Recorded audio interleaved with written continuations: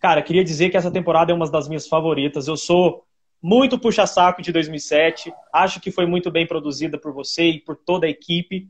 Queria agradecer mais uma vez por ter topado, dispor um pouco do seu tempo para a gente bater um pouquinho de papo sobre esse trabalho. Qualquer coisa do Sítio do Pica-Pau Amarelo, para mim, eu não vou recusar nunca, né?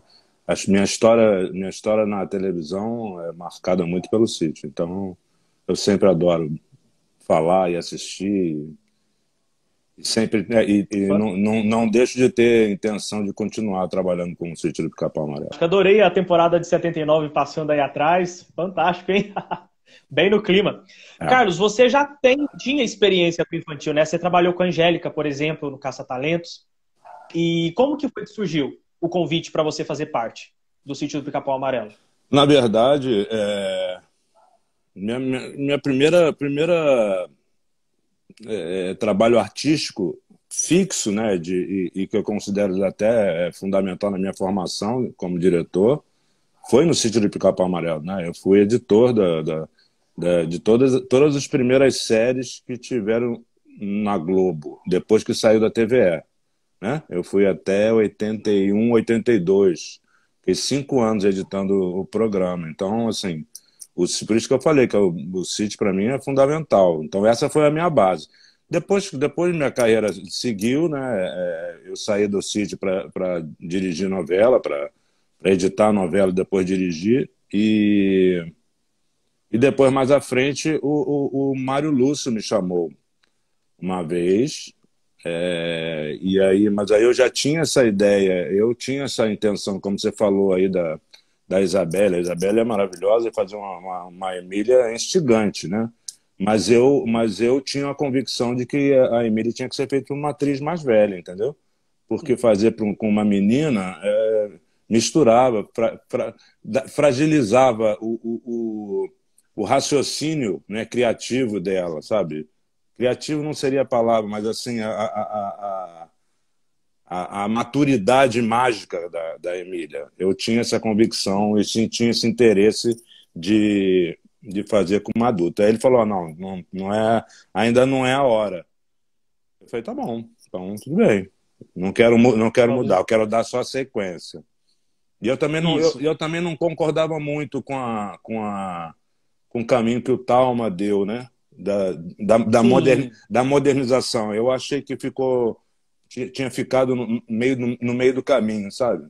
Quando eu comecei a minha temporada, eu fiz uma mudança muito radical, né, estética. Nossa, total. E Toda. Não houve tempo para decidir e até mesmo para consolidar o suficiente para alterar todos os trabalhos que tinham sido montados, como você falou, comercialmente, né? Livros, cadernos, desenhos, né? Os bonecos, né? De produtos da Globo. Então,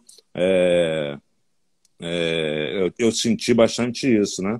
E eu acho que, assim, cara, dava para manter, na minha leitura, dava para manter o contraste, o conflito, né, da modernidade que o Pedrinho traz da cidade com a Fazenda, dando uma atualização, entrando os computadores, mas não pela Dona Benta, entendeu? A Dona Benta sentar na mesa com o computador, mexeu muito na essência, né, da questão, né, que até hoje a gente pode fazer esse contraste até hoje e fundamentado em realidade, não puramente numa ficção. Você pode ter situações bem críveis, bem atualizadas, de contraste, de conflitos de tecnologia, né? Então, assim... Claro, Monteiro Lobato sempre foi muito atual, né? Nas obras deles tem Memórias de Emília, que ele faz a Emília se encontrar em Hollywood com a Shirley Temple, que era uma atriz muito famosa daquela época. Poxa, ele trazia isso. Então, o problema, quando surge essa necessidade de colocar um computador no Sítio do Pica-Pau Amarelo, no remake,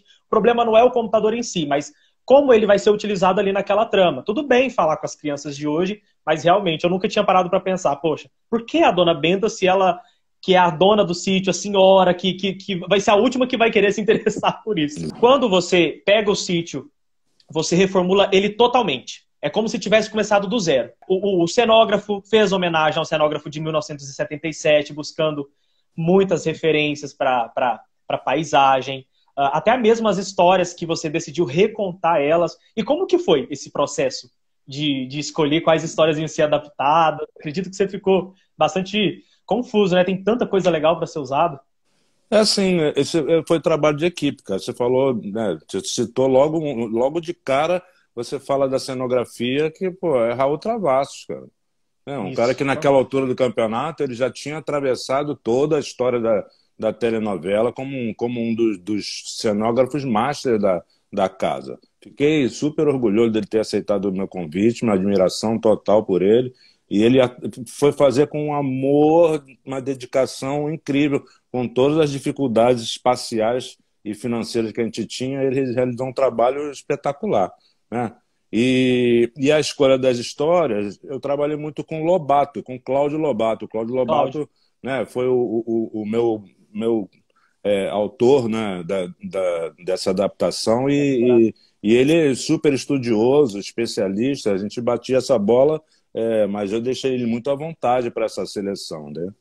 E a ideia era essa mesmo. A minha ideia foi fazer uma coisa realmente quebrar aquela trajetória. Eu vinha com essa impressão, né, esses dois conceitos fundamentais dentro do sítio, né, a escolha da intérprete da Emília e esse conceito do contraste do conflito do moderno com o campo, né?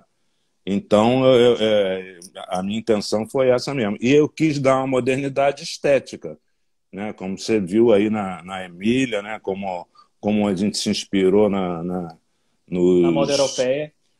na Emília nesse caso, né? E na Cuca, que a gente foi muito para os que tem aquela escola do Wolverine, como é que é o nome? Aham, sim. Sim, Também X-Men esqueci. não.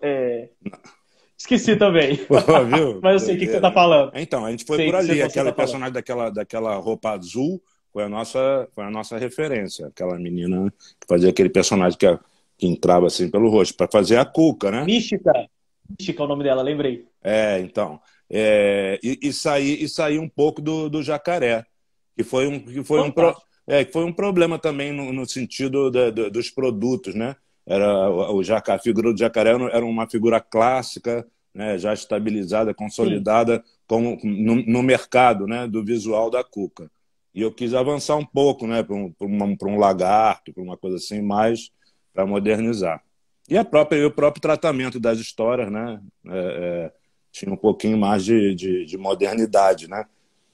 Mas teve muito problema de estrutura, né? Foi um afunilamento ali de estrutura financeira e de estrutura física, né? A gente Sim. para você, o sítio, né, que foi montado aonde hoje em dia é a casa da Ana Maria Braga, né? Do Mais Não é Você, mais. Ela não é mais saiu há também, pouco já tempo. mudou, mas Pouco tempo. era um topo de morro, né? Um topo do Nossa, morro bem no encostado, pé mesmo. encostado numa pedra onde você não podia, né, andar de charrete, de cavalo, não tinha campo, não tinha, né, era tudo reduzido, né? Então isso aí dava uma limitação grande. E naquela época ainda tinha um bom espaço ali do outro lado da rua, que ainda Que era o era Arraial. não, a cidade cenográfica era dentro. Não, onde a gente fazia os matos, era o único lugar que eu podia sair, e eu saía Nossa, atravessando a rua, mas era um terreno, era uma floresta maravilhosa ali, um terreno da Globo, que hoje em dia está o MG4, está uma estrutura toda gigantesca lá nossa. era do outro lado da rua, era só atravessar, mas não podia sair para lugar nenhum, entendeu? Então era muito restrito, e não houve uma decisão positiva para dar sequência, para dar um upgrade que era necessário, que a gente já tinha o que era possível fazer. Isso também influenciava muito nas escolhas das histórias, né? Então, o que Sim. dava para fazer, a gente fez. Mais do que aquilo ali, já começa a entrar em histórias que vocês necessitavam muito, um pouco mais de estrutura, né? Tinha pouco estúdio, né? Os cenários eram grandes, né? Ocupavam, né? A gente tinha, né, a casa da Dona Benta, Sim. o quarto lá do Nelson, Do né? Com Pedrinho. a pia. Não, o Nelson com a Ah, pia. muito bom, meu Aquela casa Deus. O abandonada. Barão de Tremembé. Barão de Tremembé, exatamente. E ainda tinha a Caverna da Cuca. Então, esses três cenários já ocupavam meu, Nossa. meu, meu horário muito. Não, eram cenários fixos. Era mais do que dinheiro, era espaço físico. Sim. Então, assim, quando eu montava um cenário daqueles, eu não podia montar um grande. Toda a história pedia pelo menos um grande cenário, entendeu? Então, Sim, a é verdade. nossa matemática operacional ali de roteiro, de agenda, era bem apertada, assim, né? Mas a gente falou do Nelson. O Nelson, pô, outro dia eu estava me lembrando, né? Até outro dia, e principalmente depois que ele morreu, o Nelson teve presente em quase todas as coisas que eu fiz de direção na Ah, é? televisão. Cara, uma escolha Ele sempre estava comigo. fantástica. O elenco eu achava, Fantástica. eu tenho um orgulho do meu Nossa. elenco, porque pô, Carlos, olha, A eu só Beth e Dona Benta, pô, é de matar, né? É de matar. Isso sem querer ofender a memória do Paulo Gustavo, que declarou, né, que se arrependeu de ter feito, né? Mas ele fez o nosso delegado primeiro maravilhosamente trabalho, também. Primeiro uma primeiro televisão, papel né? dele. Mas ele não considerava isso, não gostava que falassem isso, porque ele tinha um certo grilo de ter feito um delegado machão, entendeu? Eu tinha o Kiko Mascarenhas, né? De Nossa. Visconde. Cara, o sotaque que ele dava, um sotaque paulista, bem firme pro Visconde. Meu Deus, aquilo. Matheus Solano passou por lá. Quem Matheus mais? Solano. Agildo Sim, Ribeiro. nossa. Meu Deus, que fazia programa com Topo Gigio nos anos 70. Gente, Ele, elenco. Não, a Pia Manfroni também como a é, parceira lá, a Minerva. Meu Deus, os dois se encaixavam. Aquele núcleo do Arraial, por exemplo, eu sempre falo, aquele núcleo poderia ter rendido um spin-off só deles. Que é, era perfeito. Catarina Abdala, que foi a Cuca nos anos 80, ela volta como Dona Carmela, que dá todo um charme para aquilo. Ah, é, não tem como falar. Duda Mamberti no Padre. Duda Mambert, Duda Mambert. Não, o Sotaque muito elenco legal era, também. pô, eu ficava maravilhado de gravar com Você lembra eles. como Era uma foi opção. o processo de escolha do elenco? Não, não lembro, não. Assim, de alguma Não? coisa. Não, não, Por exemplo, não lembro. como você lembra como chegou na Tati para ser Emília? Eu não fui fã da Tati quando era criança. Eu achava que a Tati, quando era criança, é engraçado. Eu assisti ela interpretando e falava, pô, essa menina tem 18 anos, num corpo de 11, pô, não é possível. Mas depois eu virei fã e pô, foi assim, foi a minha idealização e ela nem titubeou. Ela pegou com unhas e dentes, né? Então, Até que enfim, vocês são mais lerdos do que leis, mamãe, que velha. Ai, temos que ir logo. Senão, olha, o time do Pedrinho já saiu na frente e vai ganhar a gente. Emília, isso é um resgate, não é uma competição não, tá? Pode não ser para você, narizinho, mas para mim é sim. Ah, eu tenho que encontrar a Bela Dorminhoca primeiro para provar que sou mais espertíssima do que aquele Pedrinho. e essa minha admiração talvez tenha sido muito o fundamento da minha escolha, de essa minha sensação de que a Emília precisava ser feita por uma adulta, porque a Edirce era de uma maturidade, uma mulher madura, uma mulher, né? Bem madura. Ela era bem Entendeu? mais velha naquela época. Um artista e uma mulher madura. Então, ela dava muita estrutura para o personagem, né? Porque a Reni era era uma pessoa, muito avoada, assim, né? Então, assim, Muito. não era uma atriz consolidada, como a Dirce já era quando fez a Não, Emília, entendeu? E depois vieram as não. mais novas, né? Depois foram feitos. Não, eu Suzana até. Branches também Pô, foi eu trabalhei legal. com ela agora há pouco. Ela faz Nossa. preparação Ah, de é? atores em Gênesis, né? Na Record. Eu fiz lá aquela primeira fase de Gênesis. Pô, a gente bate altas conversas e sobre isso, né? E dirigi ela como atriz também na novela. Você lembra de algum perrengue que vocês passaram em gravações, na hora de gravar? Tipo, eu sei de um que uma vez vocês estavam gravando, era um episódio que chamava Quem Quiser Que Conte Outra, que os personagens do Conto de Fadão iam pro sítio. Nossa E aí Senhora. era uma cena que o Vitor Maier, o Pedrinho, ele tinha que gravar com o sapo na mão. E na hora de gravar, o sapo urinou todo nele. Eu adoro essa Tinha história. muita coisa, porque eu estava falando, a gente gravava no meio de uma floresta, tudo bem que estava bem encruado ali dentro tá rodeada por uma situação bem urbana e até industrial, vamos dizer assim, né? Mas era uma floresta, a gente gravava noturna, cara. Então, assim, sempre tinha uma atenção quanto a isso, entendeu? E lá no sítio em si também era uma bateção ali, né, com aquela ladeira. Pô, eu vou fazer uma lembrança que a gente pulou, né, de dois monstros. Um muito amigo meu, que era o Duda, né, que também já se Nossa, foi, né? E, pô, e o coisa que agora me falhou o nome, que, pô, tá é um super artista que fazia o Zé Fabrício? Carneiro. Não, que fazia o Zé Carneiro com ele. Que agora é o Ai, meu diretor. Deus. O Ele agora é diretor. Gustavo. Gustavo Gustavo, pô, imagina. Negrini. Negrini. É.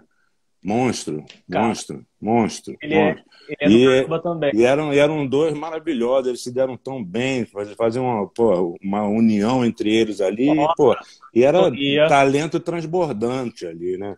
E Maravilhoso. engraçadíssimos. O Kiko tá perguntando se você pode finalmente revelar por que que ele foi escolhido para fazer o Visconde, porque isso ainda permanece um mistério. Mistério. Cara, é assim, porque na verdade eu não, a gente não tinha trabalhado junto, não tinha feito nada, né? E aí, mas isso foi muito influência como é que chama? Da produção de elenco, entendeu? Quando apareceram esses nomes, eu falei, pô, eu quero, ué. Será que eles fazem? Eu que tinha que perguntar por que aceitaram, né? Imagina hoje em dia a situação com, né, o momento do Kiko, chamar ele para fazer um Visconde de Sabugosa no sítio não tem nem sentido, entendeu? Mas na época eu fui avançando, entendeu? Fui avançando e foi todo mundo cedendo. Eu não tive muitas escolhas. Eu não escolhi várias Dona Sim. Benta, entendeu? Né? Rosa Aham. Maria, pô, já era minha amiga de muito tempo, já, né? No que eu, no Tomou que por eu, si. no que eu comecei a pensar na coisa, ela já garantiu o lugar dela. Essas eram convites que eu já sabia que, né, não iam ter erro, né? Direto. É, Sim. O Kiko mas falou que o assim, teste dele foi o pior de todos os tempos. mas já tava idealizado isso, entendeu? Então, assim, os testes eram mais para ver se tinha algum empecilho mesmo, né? Se tinha alguma coisa que não batia, né?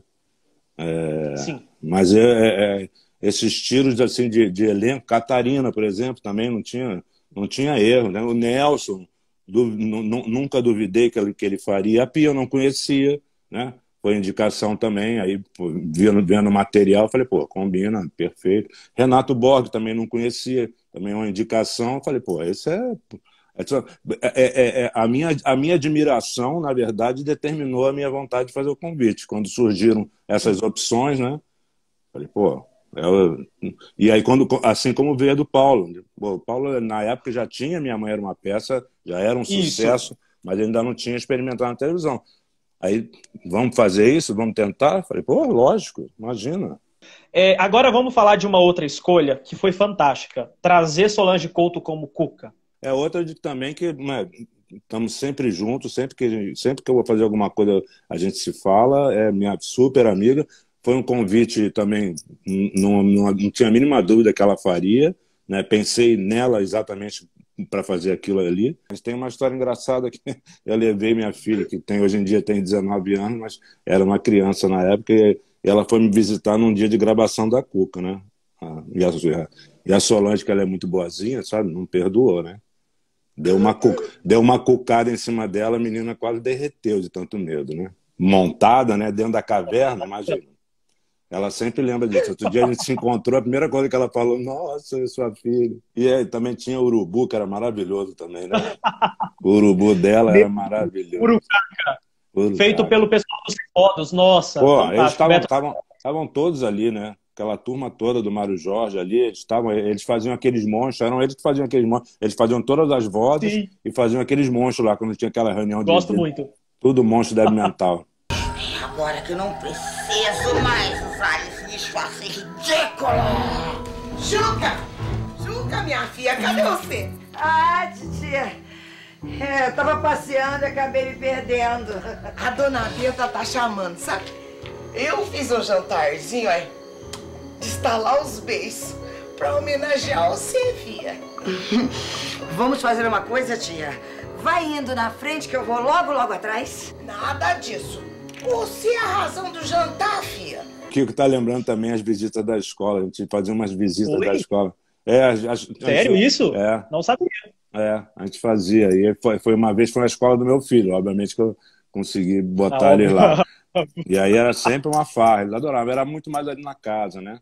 Mas Sim. sempre estava dentro de horário de gravação, então sempre tinha os personagens. O Kiko estava sempre ali, que tinha o laboratório dele, que era um espetáculo de cenário também. Adorava Nossa. aquele laboratório, maravilhoso. Tem algum episódio que seja mais marcante pra você? Que hoje se fala assim, você fez o sítio, você lembra dele na hora. Tipo, tem o Saci Contra-Ataca, a nova reforma da natureza, que a Emília tinha o pé de dinheiro, o Anjinho da Asa Quebrada. Olha, eu tenho, vou falar para ampliar a minha resposta à sua pergunta. Eu tenho uma frustração de não ter feito a Chave do Tamanho, porque eu, junto com o Lobato, a gente tem um projeto de fazer a Chave do Tamanho em filme. Um longa, de época, na Segunda Guerra. Então, assim, quando fala de uma história, é ela que me marca. Eu gosto muito, eu lembro muito da cena do episódio das abelhas, que tinha as colmeias, eu adorei aquilo ali foi uma coisa muito marcante. O que mais? Não sei. Teve também, quem quiser que conte outra, dos personagens que junta aqui. Aquela foi a mais movimentada. Teve gente pra caramba, a história era muito doida. E tinha gente ali. E tem uma lembrança maravilhosa da pessoa que eu amo, que é a Marília Barbosa, que fez pra mim ali naquela época também. Ela já estava afastada há tempo. Putz, foi uma bênção ali ela ter feito, né? Eu sempre gostei muito da Marília e fiquei muito, muito lisonjeado dela ter feito ali com a gente. E tinha um bando ali de gente, né? Eu nem lembro. Volta e meia encontro com um, fala, pô, lembra de mim? A filha fala, pô, é mesmo. Outra história que não teve adaptação, mas que rolou boato que ia ter na época, era Reino das Águas Claras. Seria a volta do Reino das Águas Claras. O que aconteceu? Não tinha estrutura, cara. Não dava pra fazer.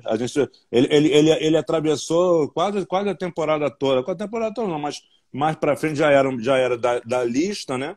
Dos interesses. Sim. E volta e meia a gente fala, pô, Reino das Águas Claras. A gente até teve um momento que tentou ali fazer uma matemática de economizar, porque tinha isso, né? A gente tinha que equilibrar um pouco os episódios que tinham mais custo com outros que não tinham tanto custo, até mesmo de quantidade de cenário, etc. e tal. E o Reino das Águas Claras a gente sempre tentava achar de encaixar, mas não dava. Não chegou uma hora que não dá. Porque tinha muito isso, o negócio principalmente o espaço cenográfico, né? Pô, imagina. Nossa. E a gente não... Aí é que nem o negócio da Chave do Tamanho. Aí não dá para abrir mão. Né? Eu já estava com um compromisso estético ali que, pô, para fazer, tinha que fazer, pô, top de linha, né? Bem feito, exatamente. Entendeu? Porque fazer qualquer coisa... Não dava... Isso aí foi uma faca de dois gumes para mim, porque porque eu fui com tudo, entendeu?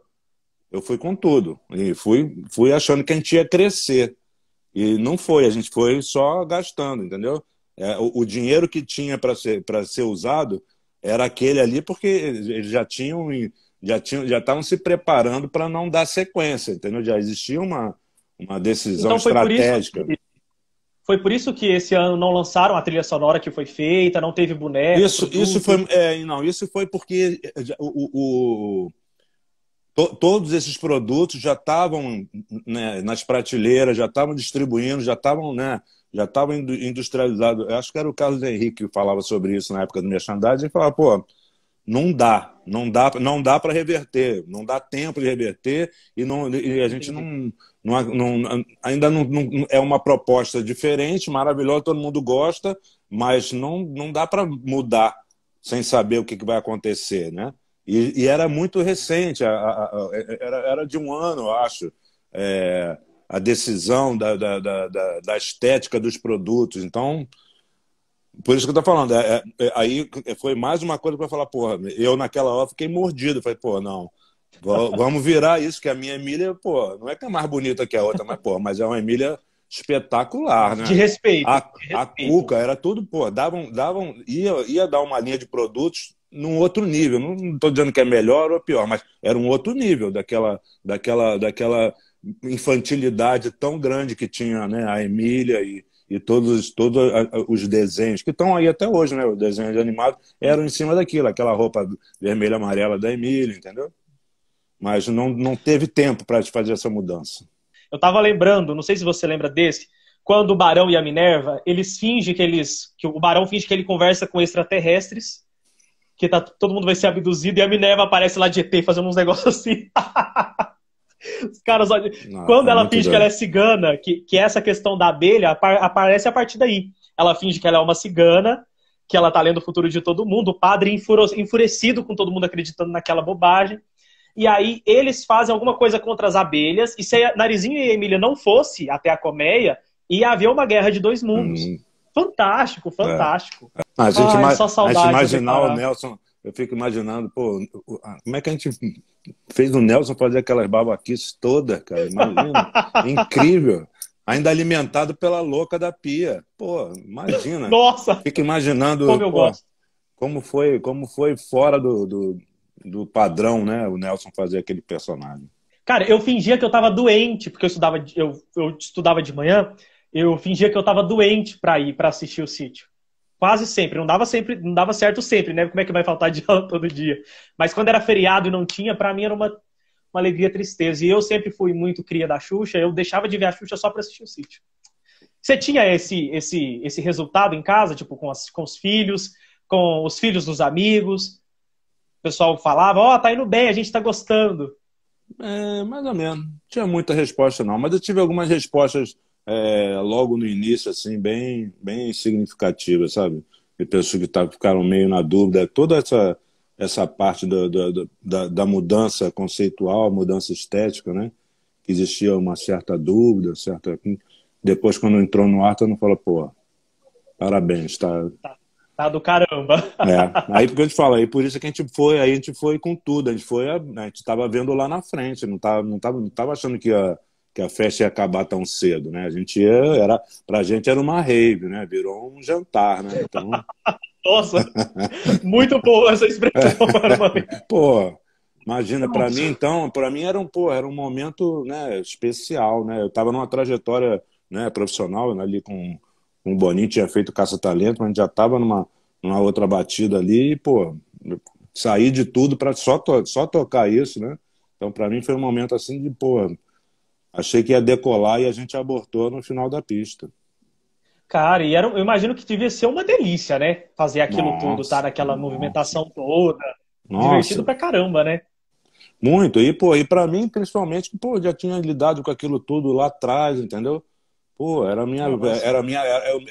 o fundamento da minha formação, sabe?